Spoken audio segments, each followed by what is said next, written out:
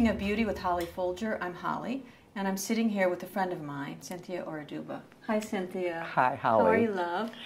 Well, I'm excited to be here. Cynthia has a coaching business Yes. called Missing Piece Coaching, and I think she's fantastic, so thank you. Thank you. Okay, so I want to ask you, this is a show about beauty, so in your life, have you ever gone through a time when you felt awkward or where you didn't feel particularly attractive? I'd have to say, as a freshman in college, I grew up in a very close-knit community, and my community was primarily black. I think there were 2 white people on the street, and they had lived there when it was still a farm. Right. And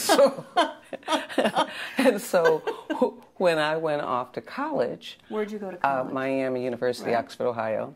There were 12,000 students and 89 black students. And I was so excited about going to school. And when I arrived there, it was the most beautiful campus, and this domed red brick with ivory coming down and white pillars.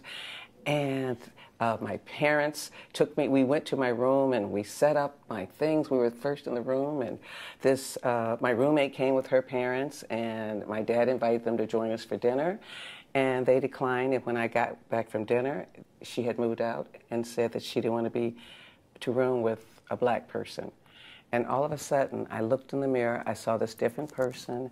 I was very upset. It was like, oh my God, what is it about me? And after I got tired of looking to see what was wrong with me, I realized I was not going to let her jeopardize an experience I had looked forward to for so long. I love this girl for having done that because she changed my life. Nothing is overwhelming to me because I had that experience back then and I had to work myself through it. So that transformed the power that I found that I had within myself.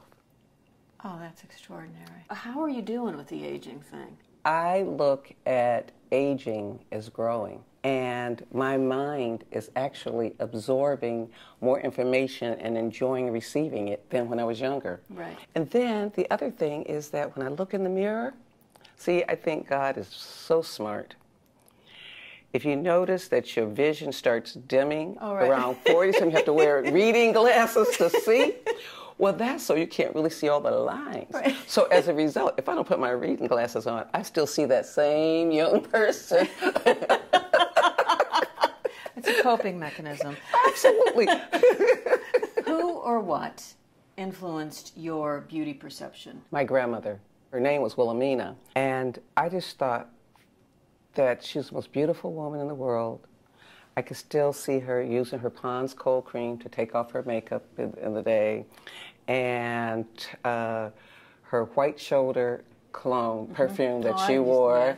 And the other beautiful thing about her is that every time she would meet somebody and she would look at them, she would smile and say, "Good morning, good afternoon, or good evening." And she would turn to me and she would say, always say that to somebody, because that smile in greeting them may change their day. You don't know what happened to them before you came upon them. And I do that to this day, and I can still see the reaction. You just seem so joyous, you know? I mean, you really do. It's beautiful. Thank you. That's my grandmother. It is? That is truly my grandmother. Did you pick one word? Yes, I did. Okay. And my one word is visionary.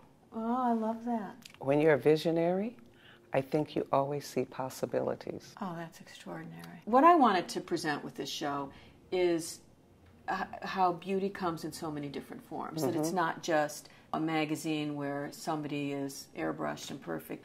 If you could talk to the women out there, what would you say about beauty? There was this girl.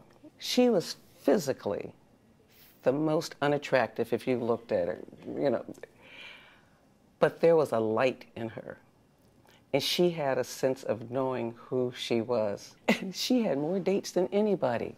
And so for me, it's get to know yourself. Love yourself. And when you love yourself, other people have to love it because their love is so powerful.